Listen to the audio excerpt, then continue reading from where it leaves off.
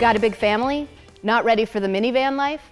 You're probably already looking at the 2019 Honda Pilot. The Pilot is one of Edmunds' top-rated three-row mid-size SUVs, and it's one of the most searched vehicles at Edmunds.com.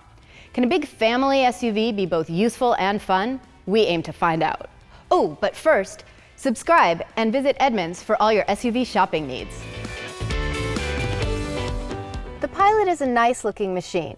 It's not too blobby, it's not too square. There are a few updates for 2019, primarily in the LED headlights, which look sleek, and in the taillights, which look oddly incomplete. This is the top trim for the Pilot, the nearly $50,000 Elite. It's heavily loaded with options, including 20-inch wheels. Snazzy. Just in case you're watching this Honda Pilot review thinking, ooh, it's a hot rod and I'm really gonna get some sporty action in this car. It doesn't even do a burnout. I'm floored right now. It just cuts all the power. So you should probably go watch the Porsche versus Corvette review that Carlos and Alistair just did. For the rest of you who actually want a family vehicle, we've got you covered. The Elite is the most expensive trim level you can get in the Honda Pilot. This one that we're driving, which is very heavily optioned, is $49,000. But they start at $31,000. So the Honda Pilot's really covering both ends of the segment. And you can get almost all the good stuff that the Elite has in the middle at the EX or the EXL level. The Pilot has a 3.5-liter V6, which is rated at 280 horsepower and 262 pound-feet of torque. It's plenty to move this car around, although it isn't super quick. The higher trim levels are backed by the 9-speed transmission. And that transmission was sort of a sticking point for Edmunds in the earlier years. It really searched around a lot and nobody liked it. Honda has done a great job of retuning that transmission. And while I wouldn't call it sporty, I barely even notice it's there, which is what you want in a transmission. And all of the Edmunds reviewers agreed with me that it's way better. The engine has plenty of power, even in its regular drive mode. On a steep hill like the one we're on right now, you might want to put it in the sport mode.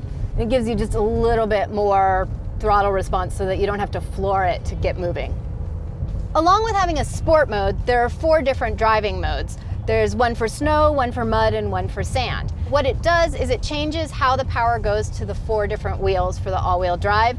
It also cuts stability controls, so if you're in sand or mud where you want the wheels to be able to spin, it'll let you do that so that you don't get stuck. It's really very smart.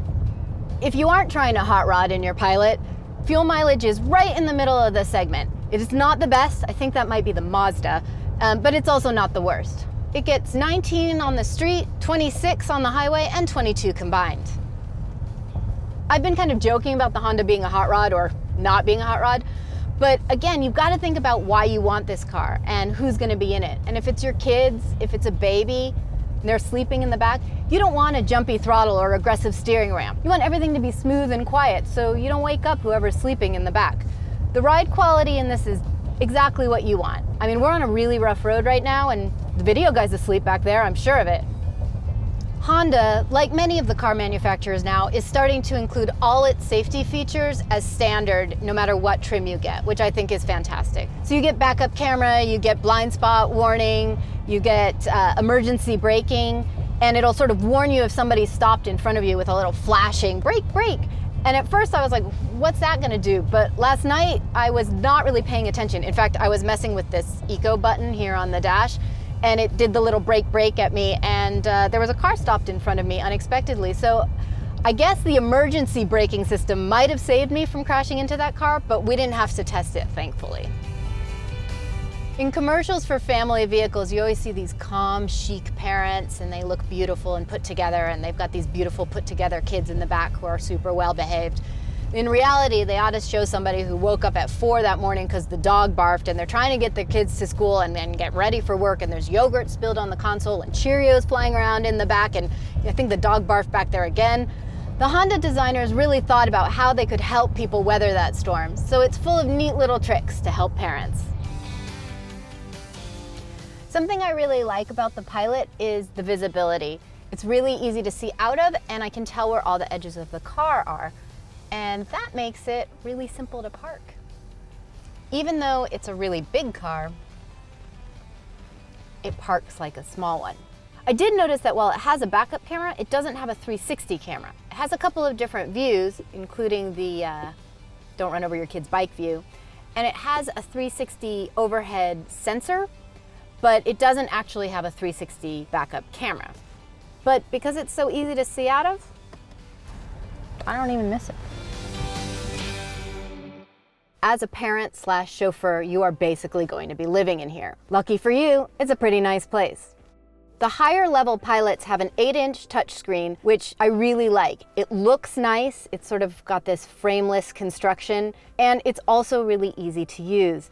It's not hard to figure out where you want to be on things. While the screen looks very high-tech, I actually really appreciate that Honda put an actual volume knob in. It's so much easier than trying to hit a bunch of buttons, even the buttons on the steering wheel. Your high-tech options like Apple CarPlay, Android Auto, hotspots are in the high-tech screen. And then more traditional stuff like, say, heating and cooling is a little bit lower down. Also easy, little switches, individual, driver, and passenger, or you can sync them together. And if you move further down, you've got a Blu-ray player that goes to a screen in the back for the kiddos or your easily bored adult friends, and heated or cooled seats for both driver and passenger. Because these days none of us can get all of the technology that we need just from the car, there's a lot of places to deal with your phone.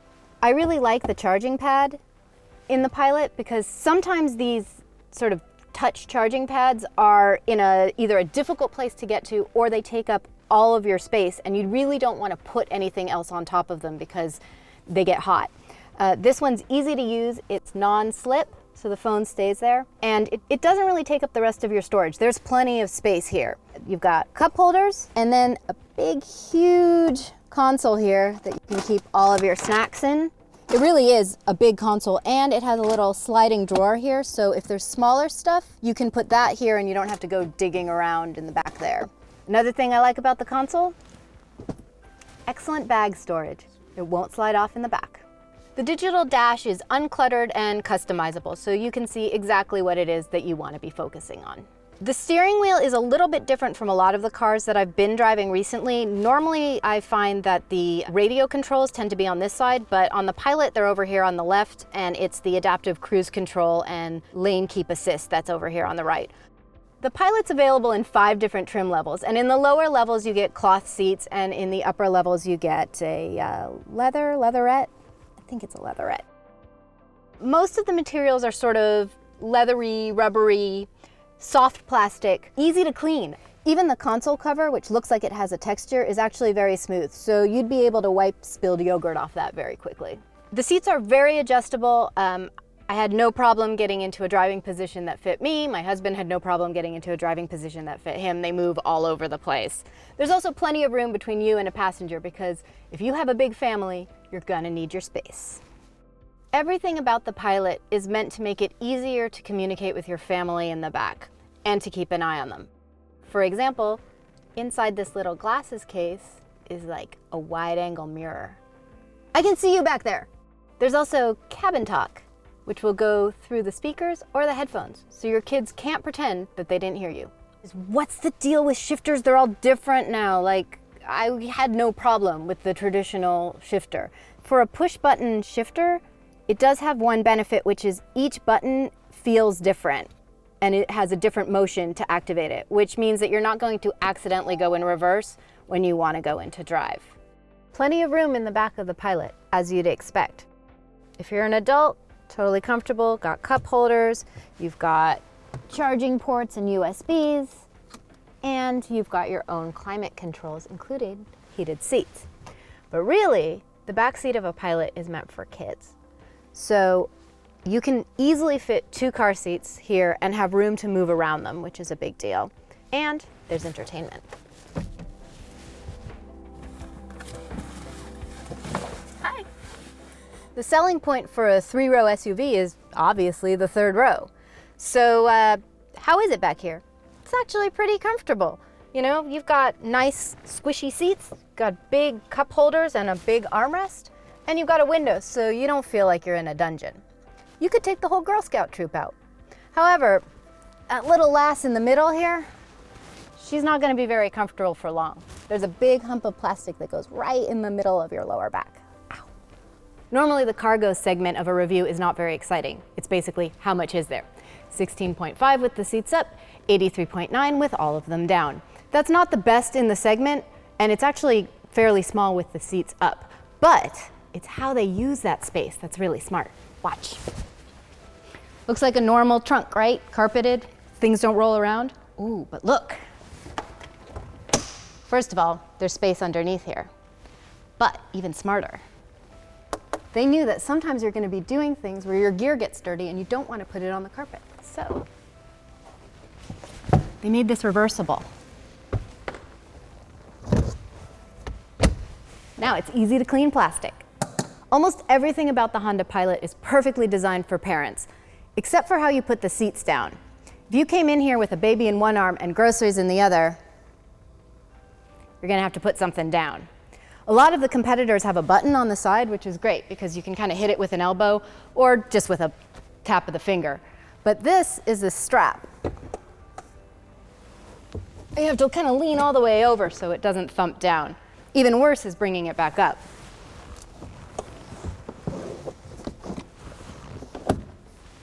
And this is the Elite. You would think it would have a button.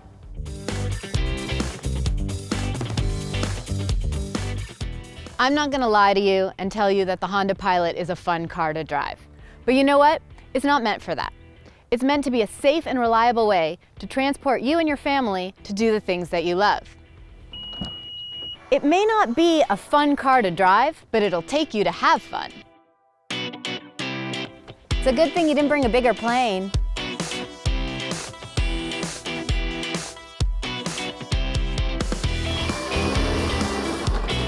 I'm ready. Oh, it's fast.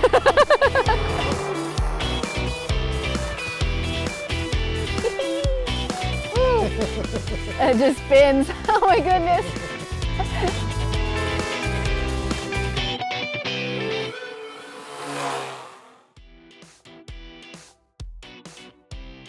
For more information on the Pilot and all its competitors, visit us at Edmunds. Make sure you subscribe for more videos like this and follow us on Facebook, Twitter, and Instagram.